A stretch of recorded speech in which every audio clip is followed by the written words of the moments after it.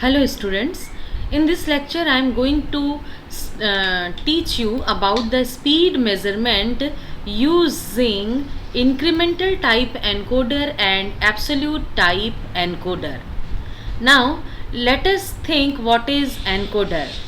In digital electronics you might have studied about decimal to binary encoder. So what is decimal to binary encoder? The decimal digits are the input to this digital circuit of encoder, and the binary digits in the form of 0, 1, they were the outputs of the encoder. Means any decimal number can be coded into the combination of 0 and 1, that was decimal to binary encoder. Here we are saying that using encoder for speed measurement, we are using encoder for speed measurement. Now technology has been improved such that the speed, that is a physical quantity, can also be encoded in the form of digital pulses or digital bits, binary digits, and then finally those binary digits can be decoded into the form of decimal values, which can be represented in the digital meter. Okay, so I think you have got the idea of encoder. Okay, encoder, here what is the use? The speed, that is the physical quantity, is converted. First it is measured, and then the measured value is converted into the form of digital pulses and digital digits, and the group of digital digits and the digital pulses are counted and then sent to the digital meter. So that complete setup is known as encoder. And here is the picture view of one such type of encoder. It is a picture view of actually incremental type encoder. Now here this encoder is known as rotary encoder. Rotary encoder. Why it is known as rotary encoder? Because inside this structure there is a disc. There is a rotary disc, and that rotary disc is connected with the shaft. Here you can watch at this point, the shaft can be attached, and internally there is a disc. In this position there is a disc inside to this one, and then the shaft here, if it is moving, and since the disc is also connected with the shaft, so the disc will rotate. So let me show you the complete one, how it will act. Okay, so let us have a look on this working of incremental encoder. Here you will be able to observe this diagram, which is just a schematic diagram. Now let me explain you. This is the rotary disc which you are able to watch. This is the rotary disc. This is the rotary disc. Here it is a rotary disc, and in this rotary disc you will be able to watch two tracks. These two tracks are known as code track. These two tracks are known as code tracks, and the tracks are combined with opaque and transparent blocks. Transparent means which can pass the light through it, and opaque means which will not allow the light to pass through it. Now how we will use these blocks, that those are also known as sectors. Okay, now in the one side there is a light sensor. There may be light emitting diode, there may be laser diode. So any light sensor we can use for emitting light, and another side there is a light sensor. Let me correct myself.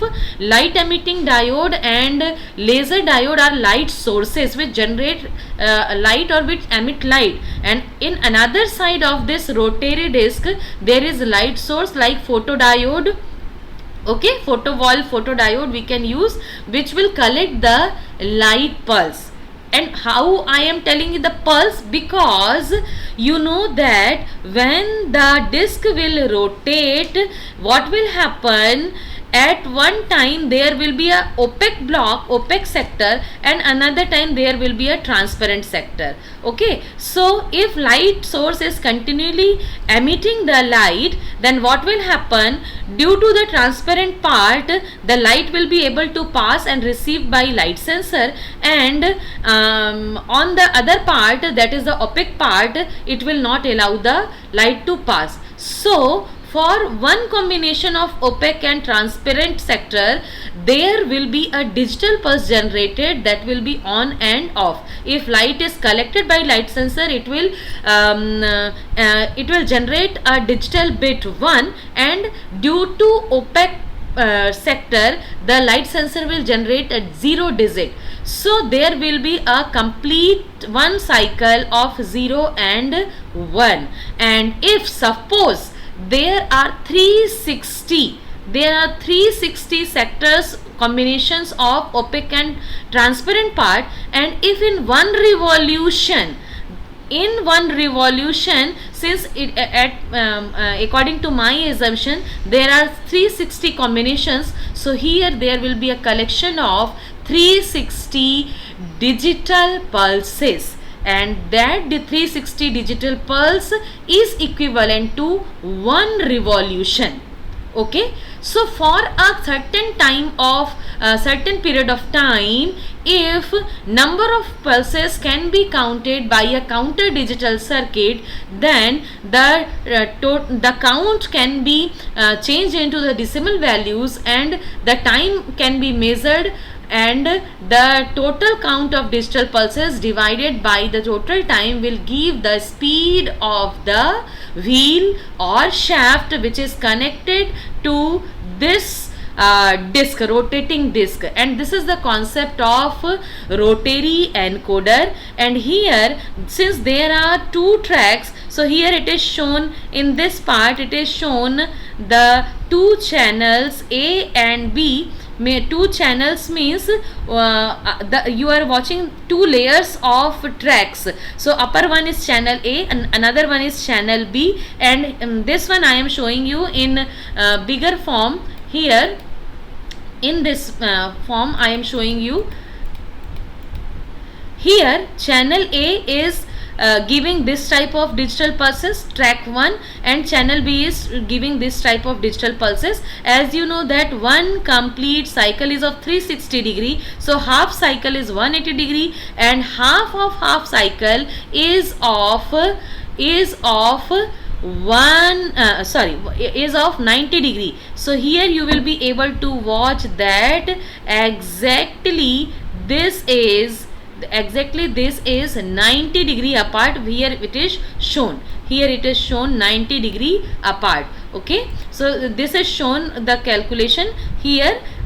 Both the channels are 90 degree apart. So by adjusting the A and B track, we can check the direction also. Just suppose that channel A is leading with 90 degree phase, because here A is coming to one position from 0 to 1, it is coming first, reaching at one position first, and B is reaching to from 0 to 1 later on. Okay, so if A is faster or 90 degree ahead from B, it means that clockwise direction. So just its opposition will be a anti-clockwise direction. So this type of assumption can be done. Okay, and the incremental encoder, here incremental encoder provide a relative position with respect to a home or zero position. Means every time if there is a power cut and we are starting the